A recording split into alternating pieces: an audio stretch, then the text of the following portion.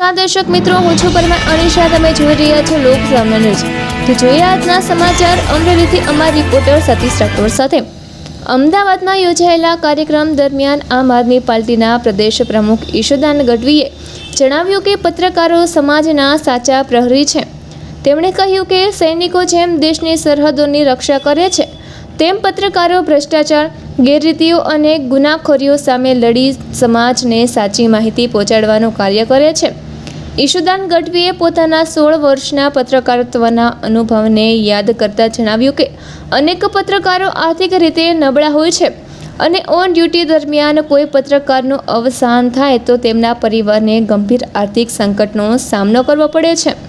તેમણે સરકાર સમક્ષ પ્રિન્ટ, ઇલેક્ટ્રોનિક, ડિજિટલ, યુટ્યુબ અને સોશિયલ મીડિયા સાથે જોડાયેલા તમામ પત્રકારોને સરકારી માન્યતા આપવા, પૂરતી સુરક્ષા પૂરી પાડવા તેમજ ફરજ દરમિયાન જીવ ગુમાવનાર પત્રકારોના પરિવારોને આજીવન સન્માનજનક આર્થિક પેકેજ આપવાની માંગણી કરી હતી.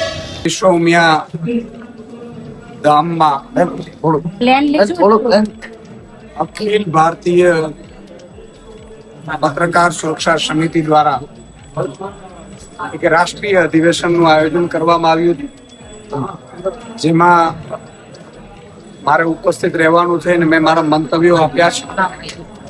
આજે પત્રકાર એ જેમ આર્મી જવાન કોઈ પણ સ્વાર્થ વગર, કોઈ પણ મુદ્દા વગર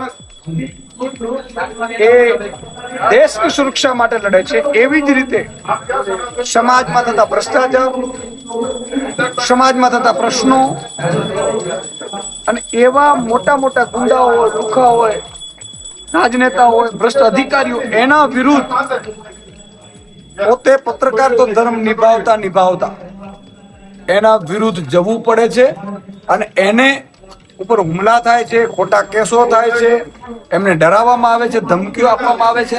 આ બધા કેસો વારંવાર થાય છે ને ક્યારેક ક્યારેક તો પત્રકારોની હત્યાઓ પણ કરી દેવામાં આવે.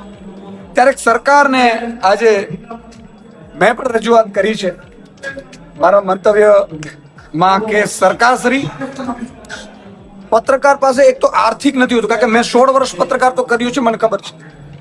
મારા કોઈ રિપોર્ટર કે બ્યુરો ચીફ એક્સપાયર થતા હતા તો એમની ફેમિલી પાસે 2 મહિના ચાલી શકે એવું એવી વ્યવસ્થાઓ નથી હોતી. તો આ બધી મામલાઓમાં પ્રિન્ટનો હોય, ઇલેક્ટ્રોનિકનો, ડિજિટલ કે યુટ્યુબ કે સોશિયલ મીડિયાનો પત્રકારો એ બધાને માન્યતા આપવામાં આવે, એને આર્થિક રીતે સદ્ધર કરવામાં આવે, એને ઓન ડ્યુટી અગર મૃત્યુ પામે છે તો એમના પરિવારને આજીવન કંઈક વ્યવસ્થિત સારું પેકેજ આપવામાં આવે. એનાથી મોટી વસ્તુ કે એને સુરક્ષા આપવામાં આવે. એટલે આ બધી બાબતો ઉપર અમે આજે ચર્ચા કરી છે અને મેં રજૂઆત કરી છે. શું નામ છે સર આપનું? હું ઈશુદાન. તો ફરી મળીશું એક નવા સમાચાર સાથે. ત્યાં સુધી જોતા રહો લોકસામના ન્યૂઝ.